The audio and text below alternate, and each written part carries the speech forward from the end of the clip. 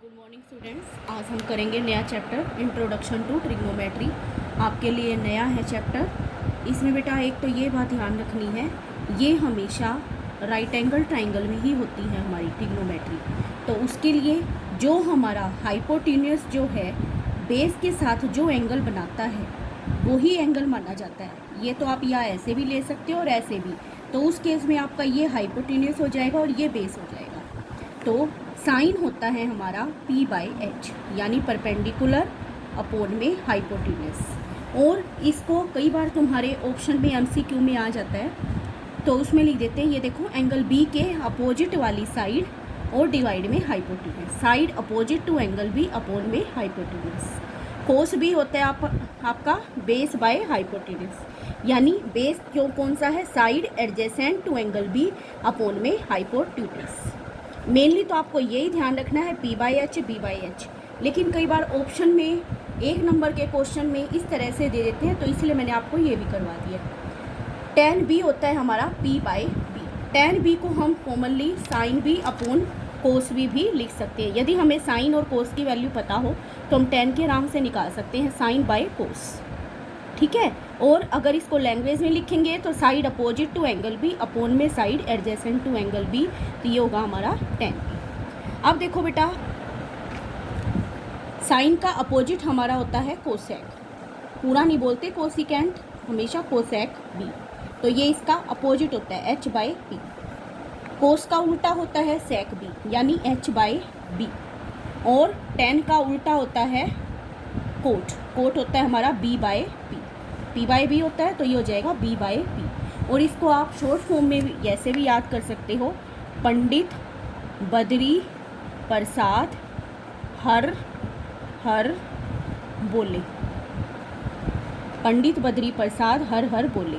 तो ये आपका साइन हो गया, ये आपका कोस हो गया और ये आपका tan हो गया।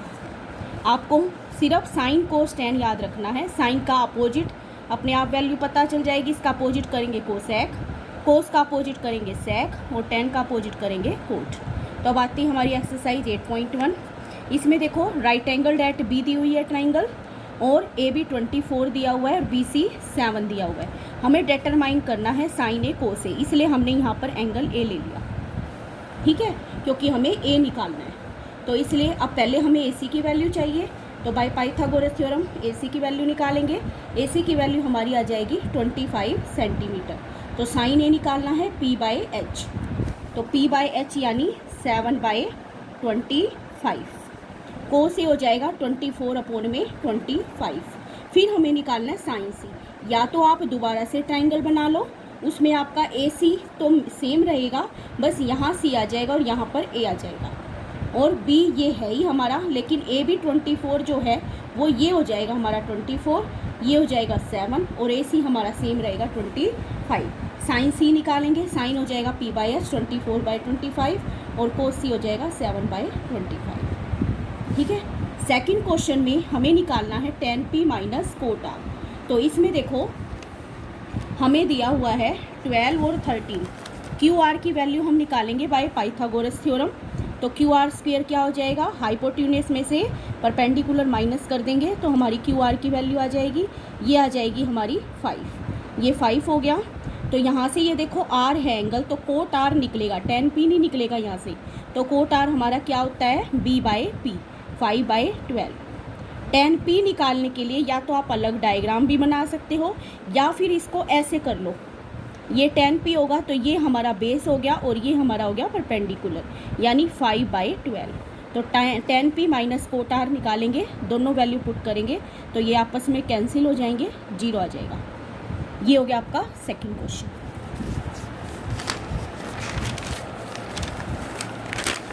थर्ड क्वेश्चन के लिए साइन A की वैल्यू दी हुई है 3/4, यानी साइन होता है हमारा P/H। तो ऊपर वाली वैल्यू हमारी साइन इसकी है परपेंडिकुलर की, नीचे वाली हाइपोटेन्यूस की, और हमें साइन A दिया हुआ है तो यहाँ पर हम एंगल A लेंगे।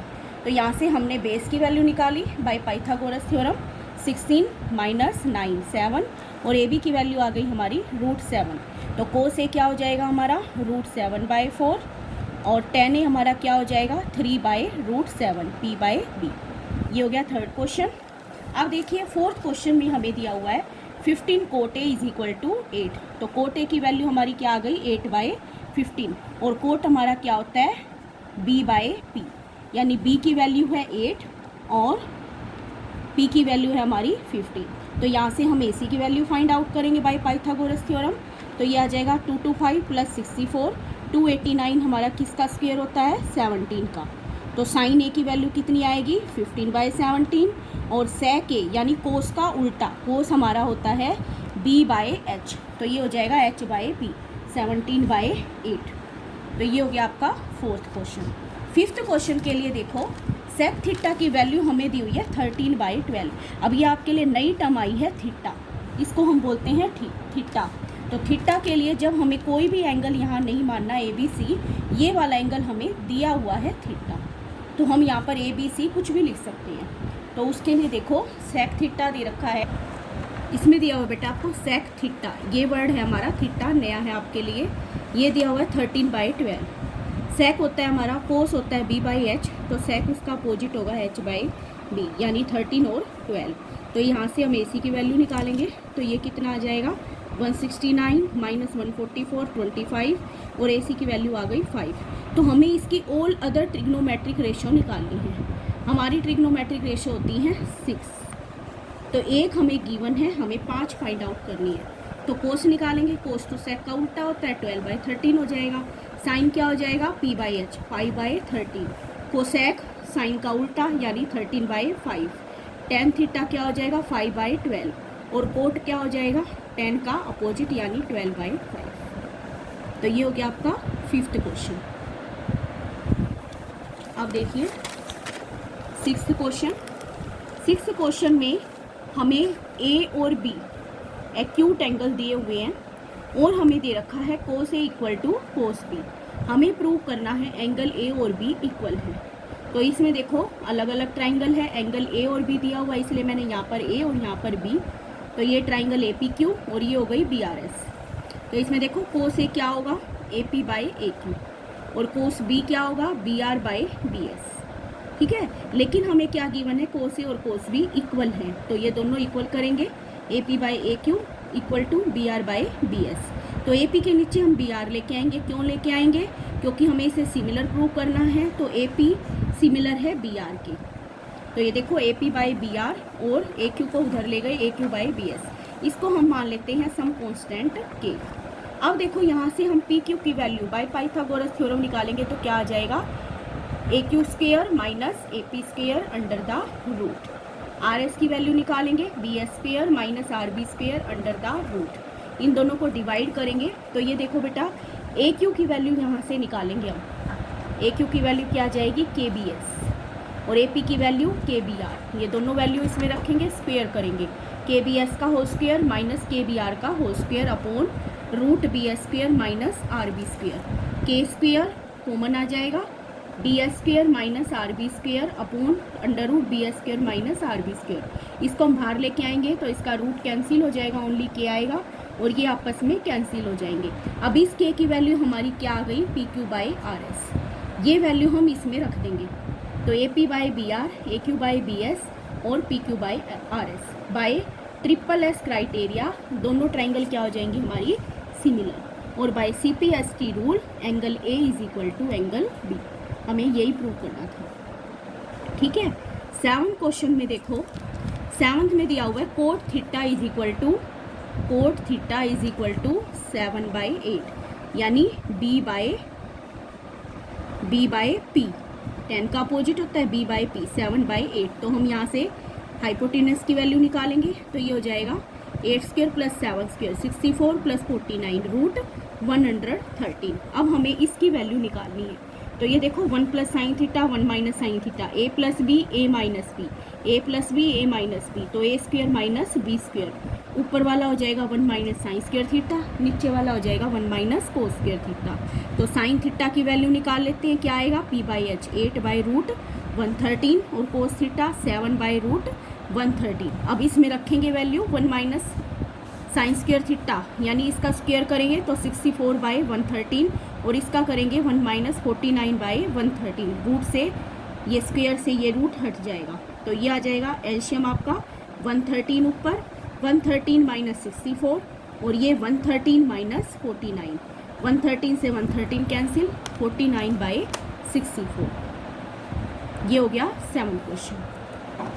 अब इसका सेकंड पार्ट और है, उसमें हमें कोट थीटा का स्क्वायर करना है, कोट स्क्वायर थीटा। तो कोट की थीटा की वैल्यू हमें दे रखी है 7/8, इसका स्क्वायर कर देंगे 49/64। ठीक है। 8th क्वेश्चन देखो, कोट ए दिया हुआ है, इसमें हमें 4/3 यानी 4b/t।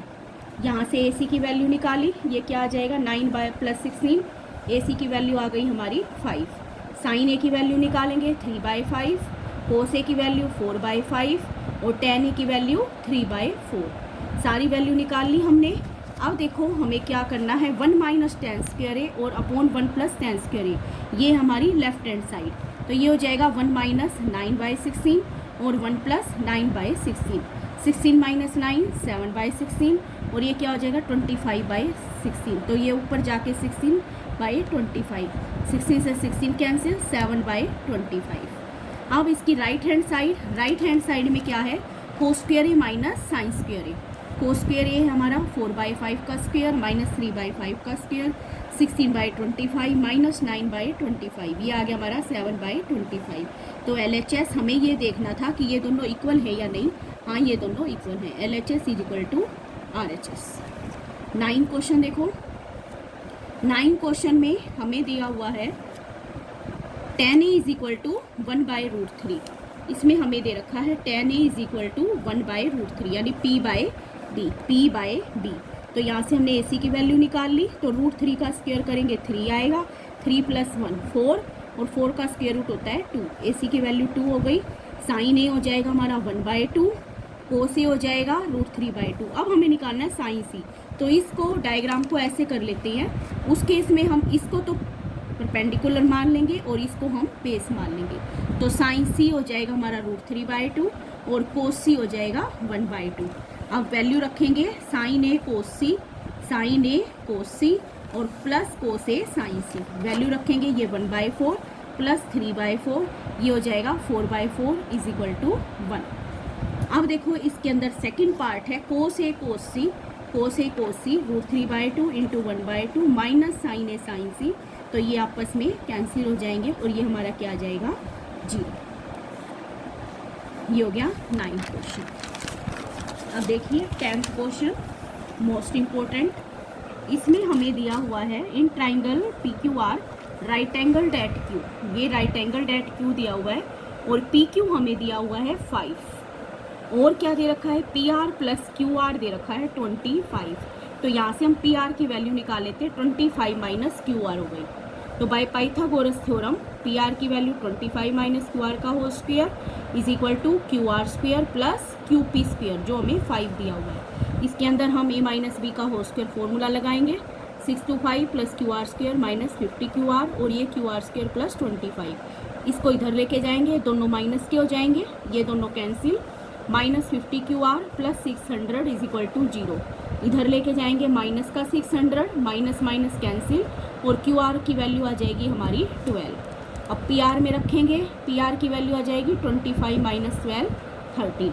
अब यहाँ से हमें निकालना है साइन P। साइन P की वैल्यू 12/13, कोस P की वैल्यू 5/13 और tan P की वैल्यू 12/5। ये हो गया आपका 10th क्वेश्चन। 11th क्वेश्चन में value of tan A is always less than 1 false है। क्यों? क्योंकि इसकी हमारी वैल्यू tan 60 पर 1.732 होती है, जो हमारी 1 से ज़्यादा होती है। सेकंड है आपका sec A = 12/5 for some value of angle A। ये हमारा ट्रू है क्योंकि sec A की वैल्यू हमारी ज़्यादा होती है, क्योंकि 2 होती है इसकी वैल्यू, 2/√3 भी होती है। और ये देखो थर्ड है हमारा cos A is the abbreviation use for cosecant of angle A। ये भी हमारा फॉल्स है। क्यों? क्योंकि cos A अपने आप में एक पूरा एंगल होता है, ये मल्टीप्लाई नहीं होता cosecant of angle A। cos A हमारा पूरा एंगल है। फोर्थ है cot A is the product of cot and A। Cot A product नहीं है कोट और A का। कोट अपने आप में कुछ भी नहीं है। जब हम इस कोट A हमारा एक पूरा ही एंगल है, इसको हम खाली कोट नहीं लिख सकते, ये रोंग है। तो ये होगा हमारा false. Sine theta is equal to 4/3, इसको हम डिवाइड करेंगे तो 1.3 आएगा फॉर सम एंगल थीटा, और साइन की जो वैल्यू होती है हमारी 1 इक्वल टू 1 हो सकती है, इससे ज़्यादा नहीं हो सकती, -1 और 1 के बीच में लाई करती है, इसीलिए ये फॉल्स होगा। Thank you.